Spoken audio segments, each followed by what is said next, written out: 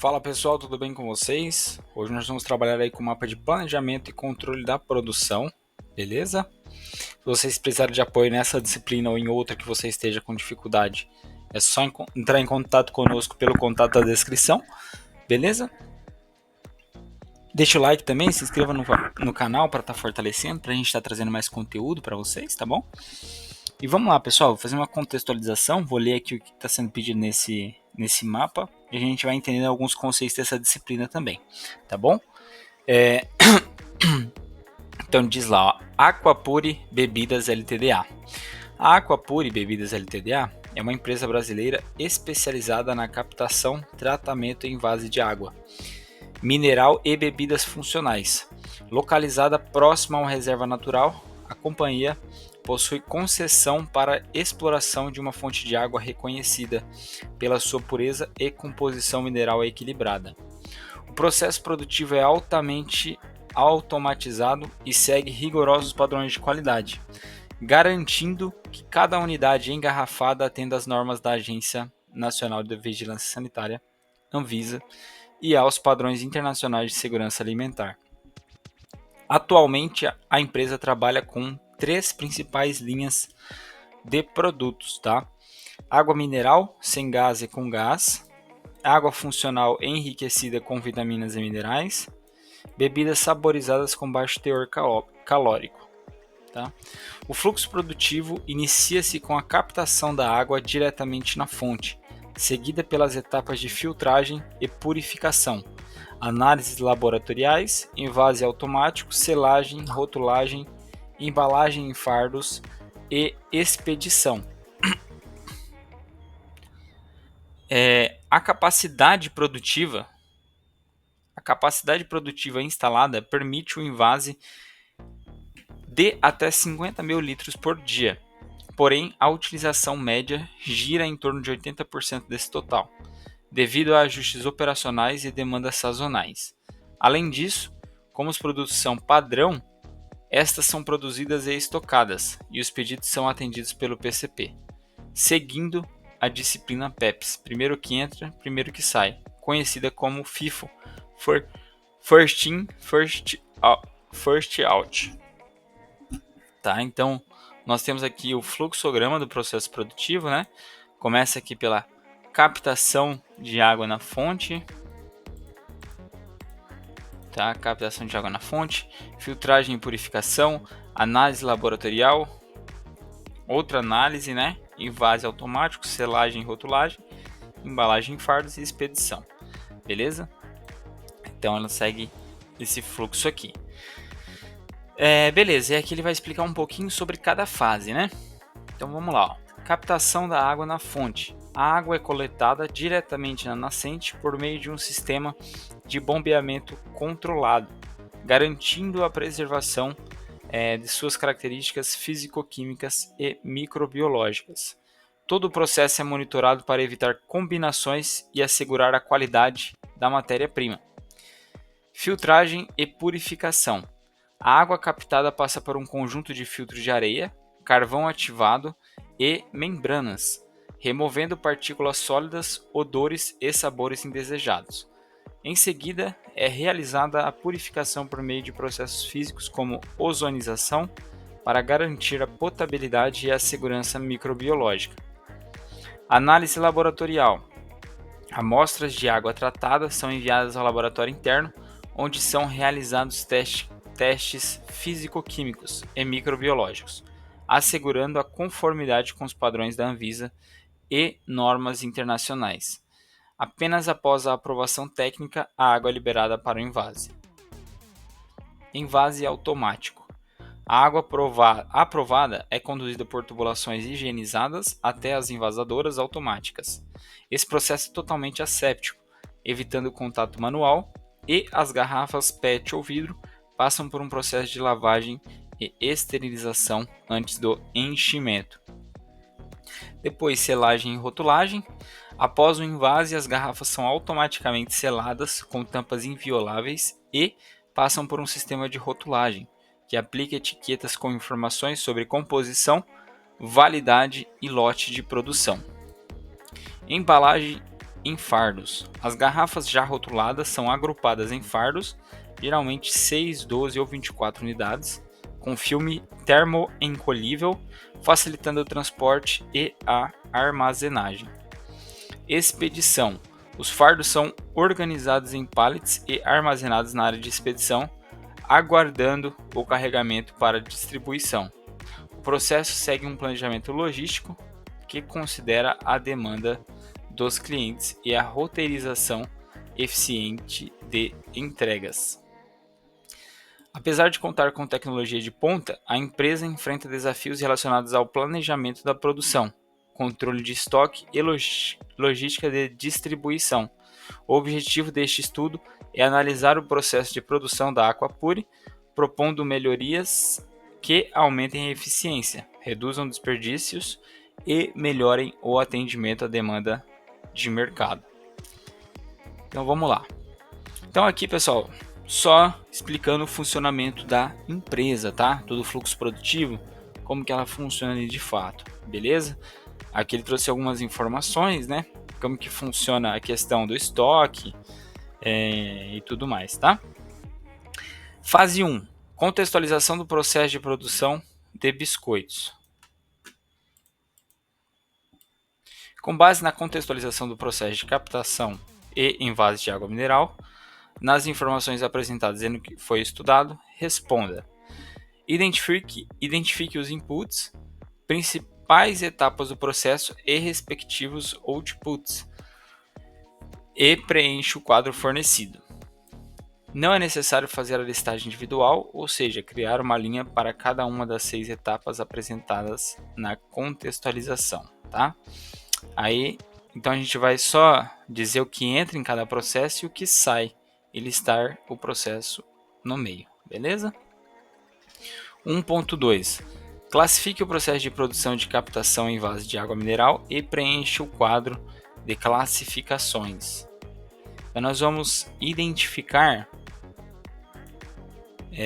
segundo o grau de padronização, segundo o fluxo de processo, ambiente de produção,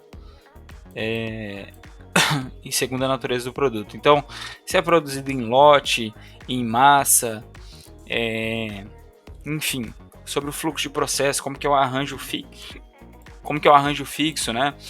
O processo ele é organizado em linha, em células, né? A gente tem diversos tipos. A gente vai fazer essa classificação aqui, beleza? Então, basicamente isso aí sobre a nossa etapa 1, tá?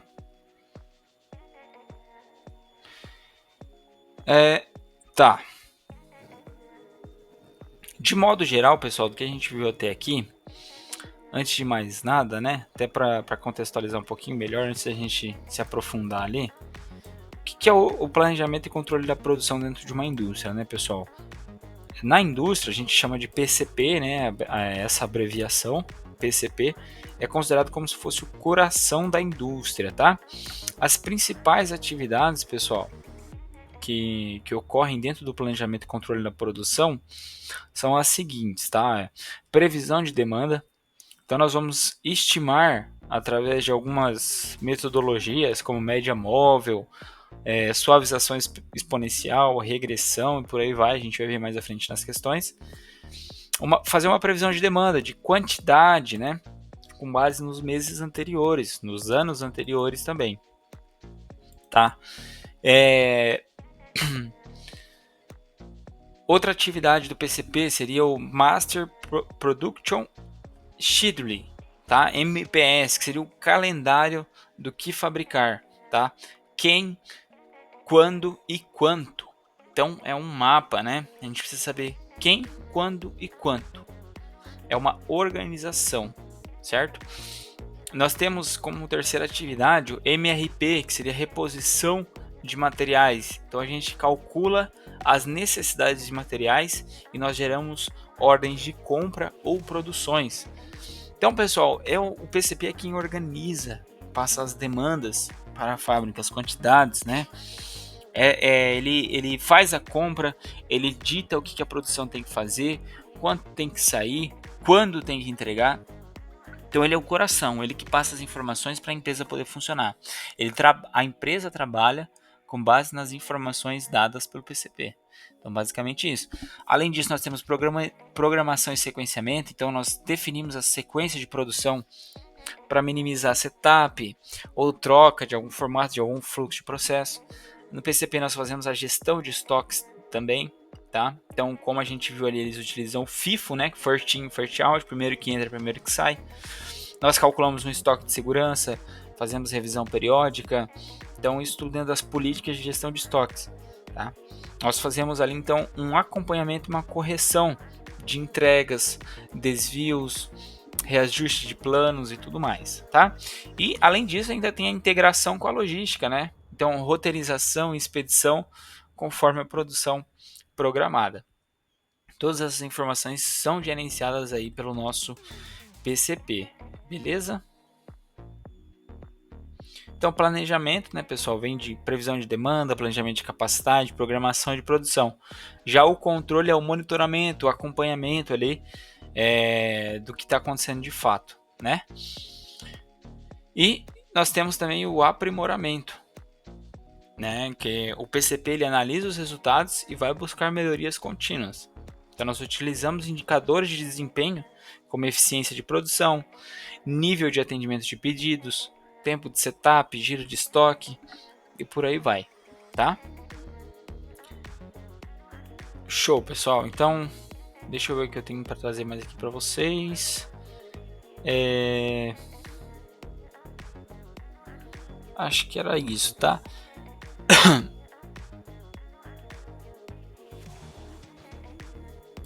Tá, seguindo aqui então, ó, só para contextualizar um pouquinho melhor aqui para vocês sobre esses pontos aqui, ó.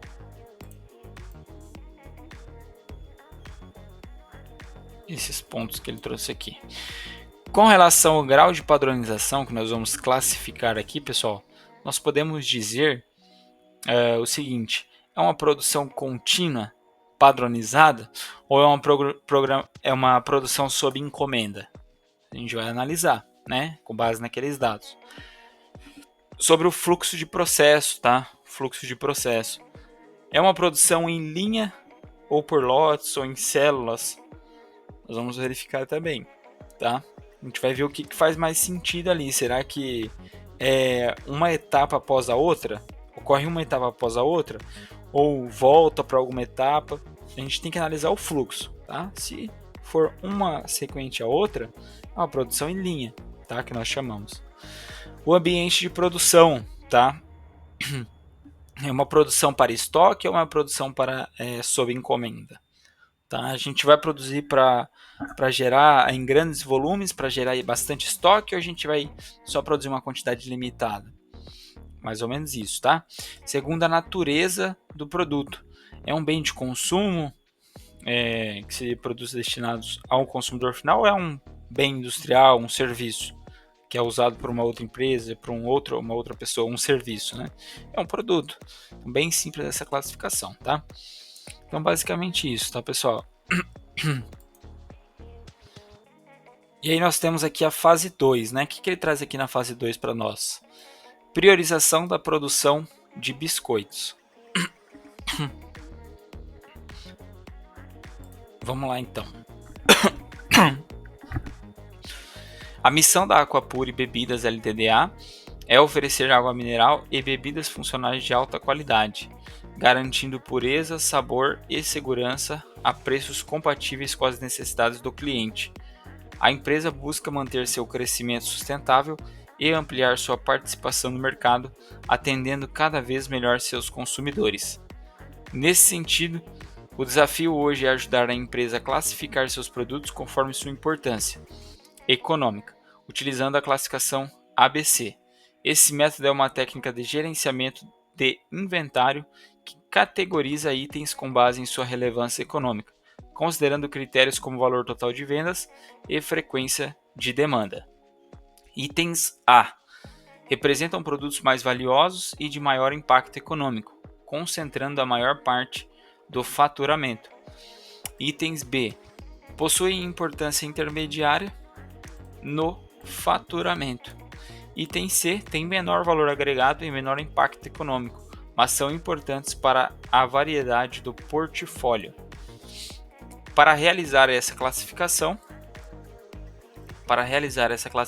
você deverá considerar nome dos produtos, demanda anual, preço unitário, médio, valor total, demanda X preço unitário e a representatividade percentual de cada produto no total de vendas. Na tabela a seguir estão os produtos comercializados no último ano. Então nós temos o item, tá? A demanda anual e o custo unitário. Água mineral sem gás, 2.000 unidades, custo 2,5 e por aí vai, tá, pessoal? Para todos os itens aqui, todos os tipos de água aqui, tá? Nós temos o preço, o nome, né? E a demanda, beleza? Aí na 2.1, complete a tabela anterior listando os itens em ordem decrescente de percentual de custo com suas respectivas demandas anuais, custo unitário, custo total anual, percentual de custo com relação ao total, percentual de custo acumulado e classificação ABC. Então, pessoal, a gente vai montar uma tabelinha para identificar a famosa curva ABC, né? A curva ABC ela vai nos dizer aqui quais desses itens que ele produz aqui, quais são mais impactantes, quais a gente pode classificar como produtos A, quais a gente pode classificar como B e quais como C. Como ele explicou, tá? Os que nós podemos classificar como A são os que geram maior impacto. Então a gente vai calcular ali o custo vezes a demanda, né? Para identificar o maior aí, que tem maior impacto, que tem uma maior demanda. Beleza? Como ele está pedindo ali com relação a custo mesmo, né? Então nós vamos calcular aí o custo total anual, percentual de custo com relação ao total de cada um.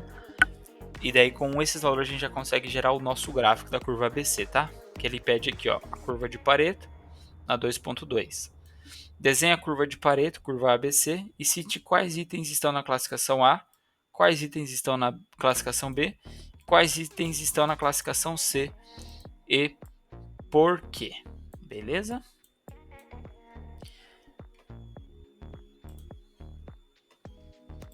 Show. Fase 3 então, pessoal. Previsão de demanda, tá? Para garantir uma produção eficiente e atender às demandas do mercado, é essencial realizar uma previsão precisa da demanda para as águas. Nessa fase, você deve calcular a previsão de demanda por meio dos dados de produção de água mineral sem gás, 500 ml, dos últimos 24 meses. Os dados são apresentados na tabela a seguir. Então nós temos período e demanda real, tá? Então aqui na primeira coluna nós temos os meses, né? São 24 meses. E aqui nós temos as demandas. E aquilo que eu comentei com vocês na contextualização ali, pessoal. Nós temos um histórico aqui, né? Um histórico que ele trouxe aqui para nós. Com base nesse histórico, ele vai pedir para a gente fazer o seguinte, ó. Elabore o gráfico da demanda com os dados apresentados. Bem simples, só plotar um gráfico ali de meses versus demanda. Bem simples, a gente faz no Excel, tá? Aí aqui ele começa a pedir, ó. Calcule a previsão de demanda para os períodos apresentados utilizando o método da média móvel de 4 períodos. Em seguida, determine os seguintes erros para essa previsão: erro acumulado, erro absoluto médio, erro percentual absoluto médio. Depois ele vai pedir para a gente alternar os modos, tá? Nós temos aqui os métodos, né? O método da exponencial móvel e nós temos o método da previsão de tendência também. Então a gente vai aplicar esses métodos para descobrir qual que é a demanda seguinte, ou a fórmula para calcular a demanda seguinte, tá? E a gente vai aplicar esses 3 métodos aí, beleza?